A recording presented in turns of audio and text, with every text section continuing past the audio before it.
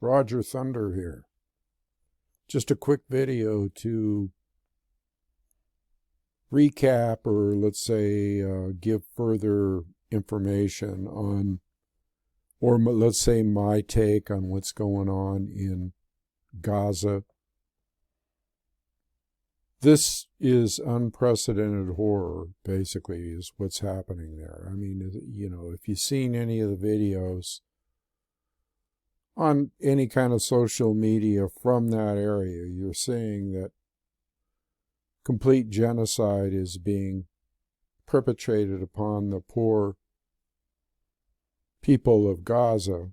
That would include women and children. Over 3,000 supposed, by reliable sources, over 3,000 deaths of children, probably 6,000 to 8,000 deaths of the civilian population. I have never seen anything this blatant in a long time. And of course, it's not to say that wars haven't killed hundreds of thousands of people, and that the United States of America hasn't killed hundreds of thousands of people, men, women, and children. They have, and they continue to do so. But what Israel is doing right now, and what the American government is doing, is unconscionable. You don't sit around and talk about humanitarian intervention with truckloads of food and water and that kind of thing, while you're sitting there bombing the fuck out of the whole Gaza Strip, the whole infrastructure. This includes hospitals and schools and people's private homes, and just unbelievable. I mean, it's just unbelievable. So I thought I had to do at least a short video on this to give my take on it. Now, see, this whole thing started on October 7th with the attack by Hamas into Israel. And you watch some of these shows, and every one of them, I mean, even the alternative media, talks about how horrible that attack was, and it was just horrible that Hamas went in and took these hostages and killed some Israeli military people, and on and on and on. Of course, what they don't tell you is you have to put this stuff into context. It's horrible if it's out of context, but when it's in context, it's not so horrible. It's more like people trying to escape from prison. It is people trying to escape from prison, because that whole Gaza Strip is fenced in and patrolled, and they have automatic robotic machine guns facing inwards towards the people in Gaza. They've killed thousands and thousands of kids and elders and even people in wheelchairs in Gaza before this even happened. It has been a real pressure cooker there. There's no doubt about it. And it's just man's inhumanity to man, which continues on and on and on, over and over and over again. But this is blatant, and this is what this is doing is it's attracting the attention of all the Muslim countries. And we're talking, Syria and Turkey and Iran and, the Saudis and all over, okay? It's attracting all kinds of attention. It's a worldwide event. Now, if that wasn't enough, the United States has gotten involved and is sending all kinds of carrier groups. So you got the Eisenhower, and you got the Gerald Ford aircraft carriers, and you got about 10 ships surrounding them. Each one of them has 10. So you got these massive carrier groups going into the Red Sea or the Mediterranean. And on a full war setting. Not only that, you have thousands of troops being transported in on troop transports. So what we have here, people, is a posturing for a major event in the Middle East. It looks like they're preparing for some kind of massive offensive. They say it's just to protect. You don't need that many ships just as a, let's say, to protect or to back up the Israeli debacle, okay? You don't need that many warships in the Middle East. And this hasn't been done for probably a decade or two or more. Last time it was done, I think it was in Vietnam, or I don't know. I'm not that much of a historian on this kind of thing, war. But what people are saying is that they're getting ready to attack Iran, or they're getting ready to attack Syria, or Hezbollah, which is based in Lebanon, I believe. In other words, all this firepower, all these billions of dollars that, again, we're spending on war while people here are homeless,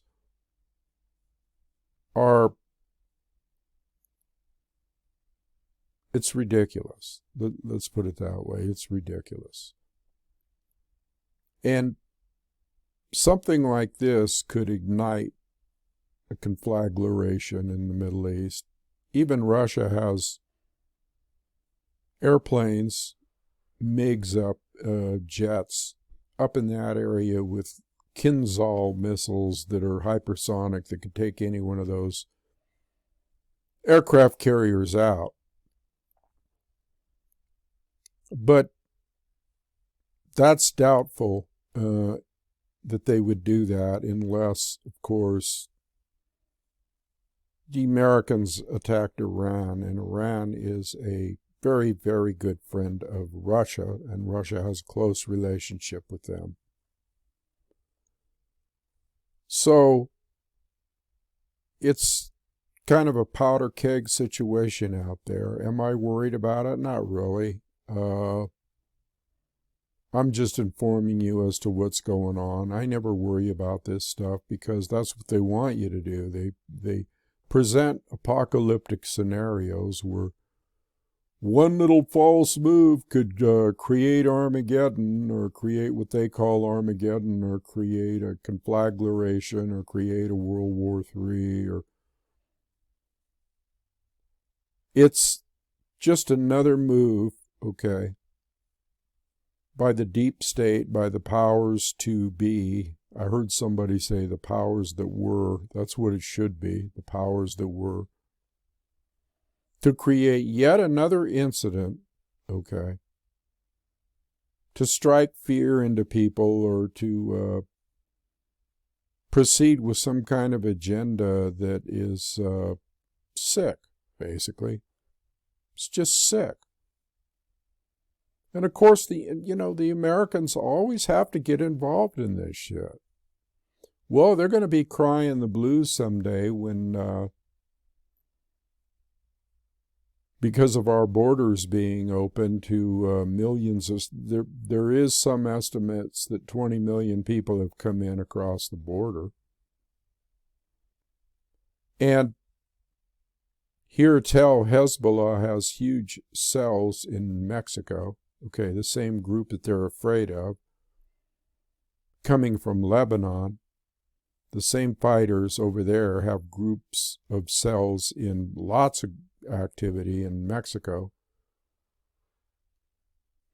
So basically what we have here is a situation to where this stuff could come home to roost right in America, okay? This stuff could come right here in America. There could be attacks on shopping malls or schools or government buildings or whatever. And Americans have never had to face that kind of problem here. Not at all, okay? In other words, war on their soil, a continued war. with destroyed buildings and wreckage and people getting shot and bodies piling up here and there. Never has happened in America. So I see this stuff as just a continuation of the insanity that we're facing now. And an extension of the agenda of the United States. Now, see, this whole thing was very opportune because it took, like I said in my previous video, it distracted from the war in Ukraine, which is being lost horribly. Hundreds of billions of dollars wasted of taxpayer money there. So that's falling. So what do? You create a distraction, just like I said before in a lot of my videos. You create a distraction where it takes your mind off that loss, okay, and gets you to focus on some other part of the world, okay? And then if that wasn't enough, we had the shooting in Maine yesterday of 18 to 20 people with a very dubious ending. A guy ended up, the shooter, who was supposedly a firearms instructor. I think he was an ex-Marine. He ended up being dead in the back of a truck in some recycling place in Maine. Found him back there in the back of a truck. Supposedly he committed suicide. Wow, how convenient was that? How convenient was that? Does anybody know who this guy even is? It's just like all the other mass shootings, okay?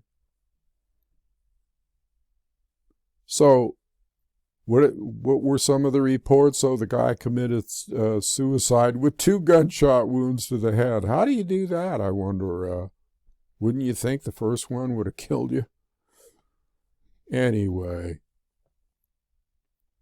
that was another distraction to take you away from the distraction of the war or the goings-on or the conflagration over in the Middle East, okay? So you got just one thing after another. Now, if this is for politics, okay, if this is, as some say, if this is just to keep Biden looking like some kind of a hero by providing troops and all this and that, it's going to backfire just like everything else. And there are starting to be massive protests in the United States. There's starting to be massive protests. I'm talking in Texas, in New York. People are flooding into the streets saying, hey, we don't really want war, okay? It's just war, war, war, war. How much money does the military-industrial complex have to make? How much money do the lobbyists have to give to the Congress people to keep this shit going? One other thing I want to mention that I thought was kind of nice is that I have joined OC, Our Country, Our Choice, because I watched Colonel Douglas McGregor, and they had their first live stream, and it's non-political, and hell, I figured, why not? Why not join a group that's speaking truth? So just want to let you know that, if anybody wishes to join OCOC, just type in Our Country, Our Choice in Google or whatever, and it'll go in there, and you can fill out the little information in there, and boom, you'll get newsletters from Colonel Douglas McGregor. Like I say, it's a non-political organization. No, Doug ain't running for president or anything. It's just a grassroots thing. And see, I always said grassroots is what we need. Grassroots is what we need, connecting on a grassroots level. I think that it's imperative that something be done. Now, I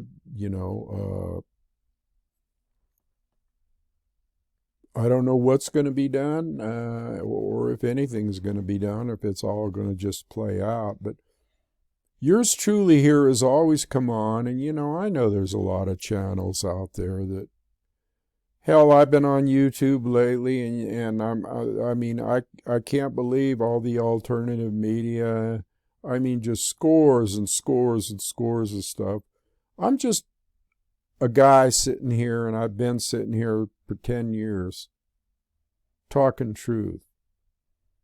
I was one of the original people, alternative media people, if you want to say that, probably out of a very, very few people that were just talking truth. Now, I'm lost in the mix here.